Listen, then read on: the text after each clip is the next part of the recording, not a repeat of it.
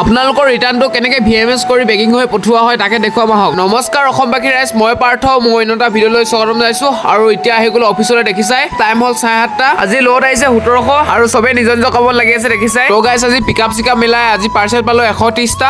আৰু আজি দিনটোত কিমানটা পাৰ্চেল দিব পাৰোঁ চাই থাকা শেষলৈকে। আৰু পাৰ্চেলখিনি ভৰাই হৈ গ'ল। তোমালোকে যদি নতুনকৈ মোৰ ভিডিঅ' চাই আছা গম নোপোৱা চাগে, মই 100 ডে চেলেঞ্জ হৈছোঁ এফুলৰ।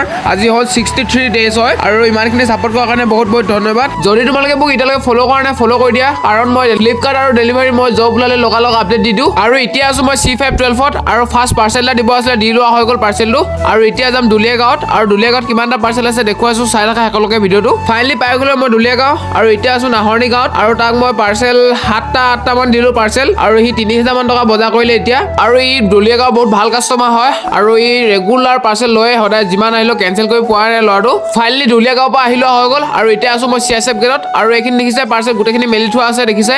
আৰু গোটেইখিনি দি লোৱা হৈ গ'ল। আপোনালোকৰ পৰা যেতিয়া ৰিটাৰ্ণটো তুলি আহোঁ আৰু ইয়াত অফিচত আহি কিনে ইয়াত VMS কৰে, চেক কৰে যে অৰ্ডাৰ দিছিলে সেই বস্তুটো হয় নহয়, আৰু সেইটো ৰিটাৰ্ণ কৰিছিলে সেই বস্তুটো হয় নহয়, আৰু চেক কৰি বেগিং কৰি পঠিয়াই দিয়ে। আৰু আজি পাৰ্চেল লৈছিলোঁ 130টা, দিলোঁ 112টা।